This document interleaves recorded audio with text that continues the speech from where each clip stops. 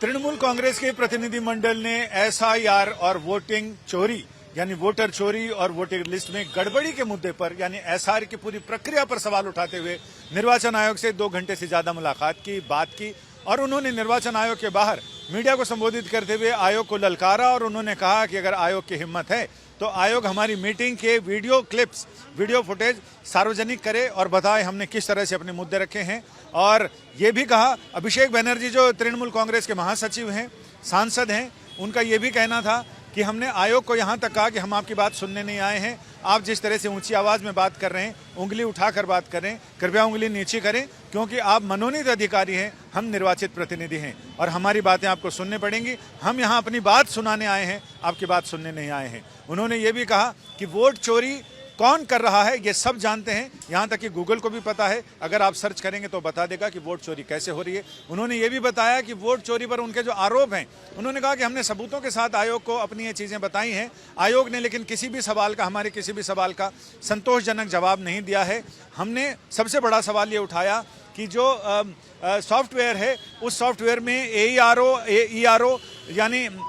Electoral registration officer, उनकी जानकारी के बगैर गड़बड़ियां की जा रही हैं और बहुत सारे लोगों के नाम डिलीट किए जा रहे हैं। जिन लोगों को 4 ऑप्शन आते हैं उसमें जब आप किसी का नाम डिलीट करने के लिए डालते हैं फॉर्म 7 भरने के साथ, तो उसमें 4 ऑप्शन आते हैं कि इसका क्या करना है। उन चारों ऑप्शनों को दरकिनार करके उसे रद्द किया जा रहा है और बिना सुनवाई का मौका दिए। तो ये बहुत सारी गड़बड़ियाँ हैं। साथ ही उन्होंने कहा कि 60 साल से ऊपर के जो भी मतदाता हैं, कई लोग बीमार भी हैं, 60 साल के ऊपर होने की उम्र संबंधी समस्याएं हैं, तो ऐसे लोगों को वर्चुअल हियरिंग की सुविधा देनी चाहिए। वर्चुअल हियरिंग हो या एक्चुअल हियरिंग हो, फिजिकल हियरिंग हो, उसमें BLA जो बूथ लेवल एजेंट होता है यानी तृणमूल कांग्रेस पार्टी का कार्यकर्ता वहां पर मौजूद रहना चाहिए। जब आयोग ने कहा कि ऐसा नहीं हो सकता है तो तृणमूल कांग्रेस के प्रतिनिधिमंडल ने कहा कि आपको इस बारे में एक सर्कुलर जारी करना चाहिए। और सर्कुलर जारी होने से आयोग ने जब सर्कुलर जारी करने से मना किया तो उनका ये कहना था इससे आयोग की पोल खुल जाएगी,